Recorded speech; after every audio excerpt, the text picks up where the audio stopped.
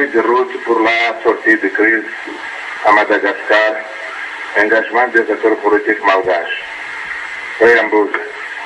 Les acteurs politiques malgaches, parties prenantes à cette feuille de route, se sont convenus de prendre les engagements ci-après. A. Institution de la transition. Continuation du dialogue malgache-malgache entre les acteurs politiques malgaches pour la formation d'un gouvernement de transition d'union nationale et l'élargissement de la composition du Congrès de transition, du Conseil supérieur de transition et de la Commission électorale nationale indépendante. 2. Le processus de transition neutre, inclusif et consensuel devra aboutir à la tenue d'élections crédibles, libres et transparentes à Madagascar. 3. M. André Rajoelina est le président de la transition.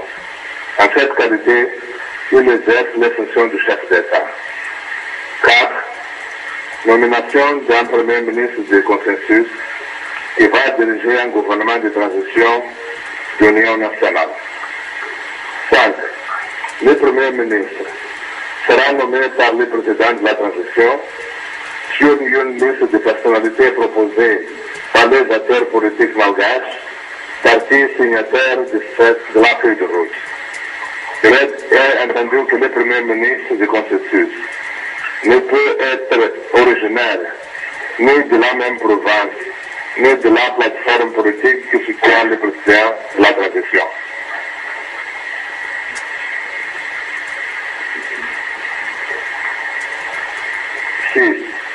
Les acteurs politiques malgaches, parties prenantes à cette feuille de route, sont invités à présenter une liste de personnalités, parmi lesquelles le président de la transition, sur proposition du Premier ministre du consensus, nomme les membres du gouvernement de transition.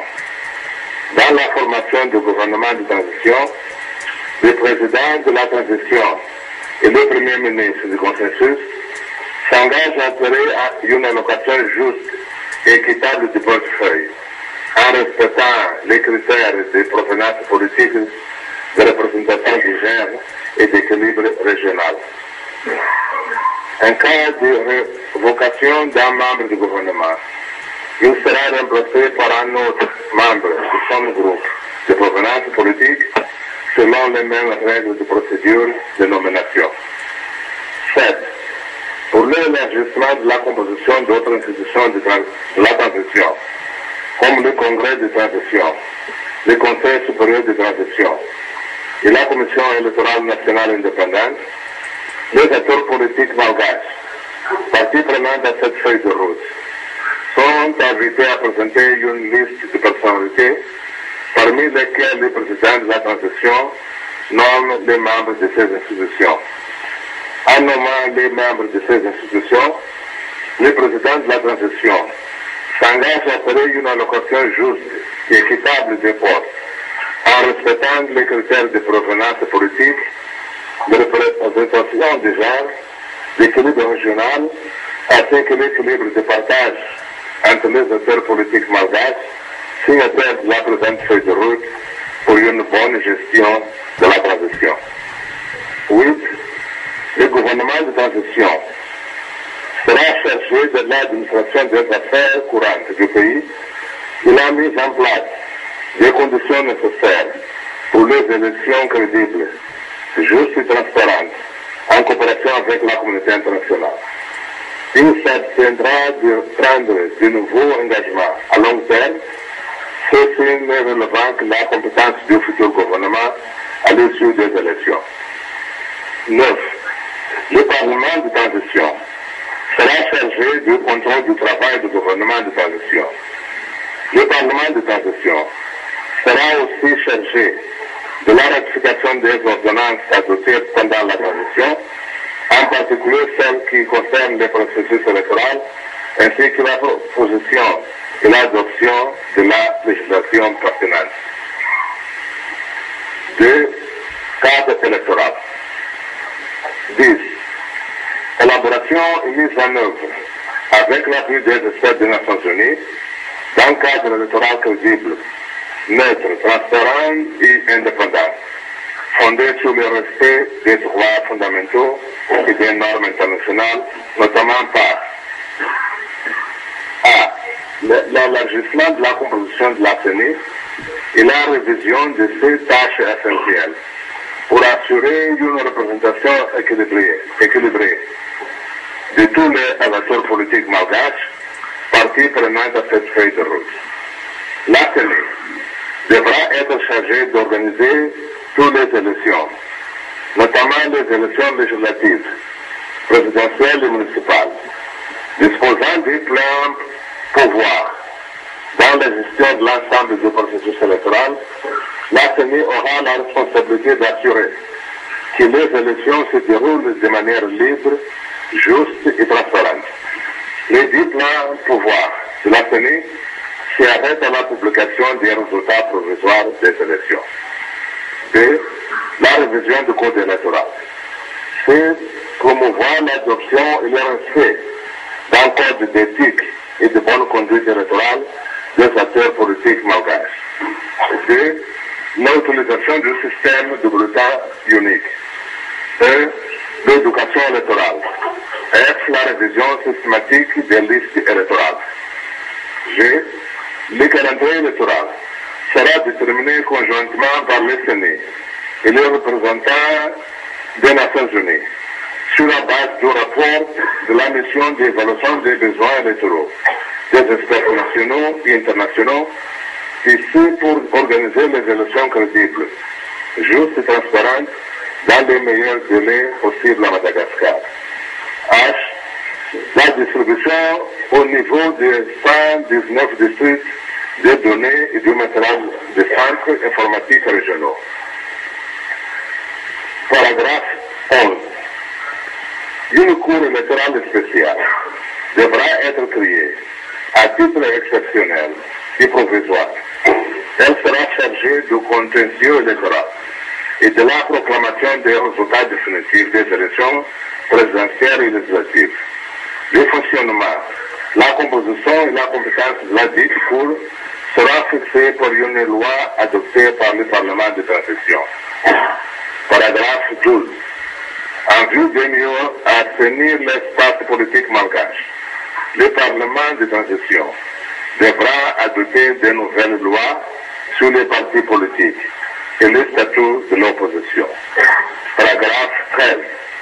La société civile malgache est invitée à faire observation des élections législatives et présidentielles et à interpeller les acteurs politiques malgaches qui transgressent les codes d'éthique et de bonne conduite électorale. La communauté internationale sera appelée à soutenir le renforcement des capacités de la société civile. Paragraphe 14. Le président de la transition, le premier ministre du consensus et les membres du gouvernement sont tenus à se démissionner de leurs fonctions 60 jours avant la date du scrutin s'ils décident de se porter candidat aux élections législatives et présidentielles. Toutefois, afin de pallier à toute éventualité de vide juridique, une loi sera adoptée par le Parlement de la transition pour définir des conditions de mise en œuvre et afférentes. Troisième chapitre, mesures de confiance et efforts de réconciliation nationale. Paragraphe 15. Le président, le gouvernement, le chef d'institution et l'ensemble de l'administration de la transition doivent rester neutres dans la période de transition, en particulier dans le processus électoral. Paragraphe 16. Le président, le gouvernement, l'ensemble de l'administration de la transition et toutes les institutions de transition doivent s'engager chacun en ce qui les concerne à adopter des mesures de sécurité et de confiance pour créer une atmosphère sereine et apaisée en mettant un terme aux poursuites judiciaires en cours engagées à l'encontre des membres de l'opposition qui pourraient apparaître comme fondées sur des motifs politiques et en assurant le respect de l'état du droit et du principe de l'égalité du traitement. Ces mesures de confiance ne peuvent pas concerner des poursuites judiciaires engagées dans le cadre des crimes contre l'humanité, crimes de guerre, crimes de génocide et violations graves des droits de l'homme et des libertés fondamentales. Paragraphe 17. Le président, le gouvernement de transition, l'ensemble de l'administration de la transition, ainsi que toutes les institutions de la transition, doivent s'engager à protéger et à promouvoir les droits de l'homme à Madagascar et à respecter les libertés fondamentales, notamment la liberté d'expression, d'opinion, d'association et de manifestation, ainsi que la liberté de la presse. L'exercice de ces droits doit être fait en respectant les lois du pays. Paragraphe 18.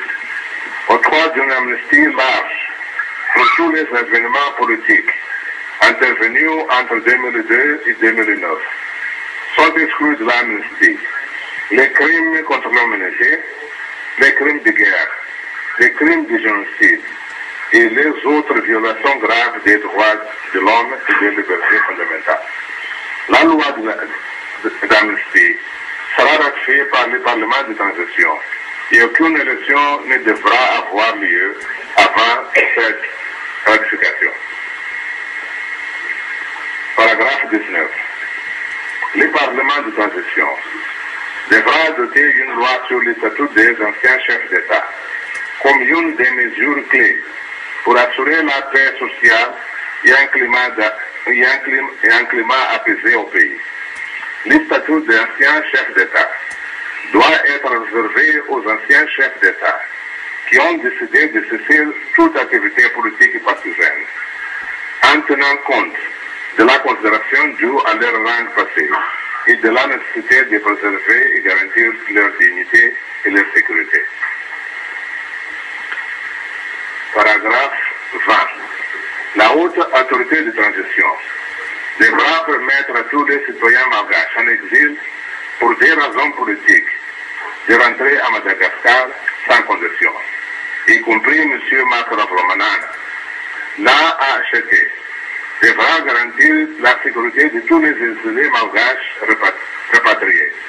L'AHT devra développer et promulguer d'urgence des instruments juridiques nécessaires, y compris une loi d'amnistie, afin d'assurer la liberté politique de tous les citoyens malgaches dans les processus inclusifs de transition, débouchant sur la tenue des élections libres, justes et crédibles.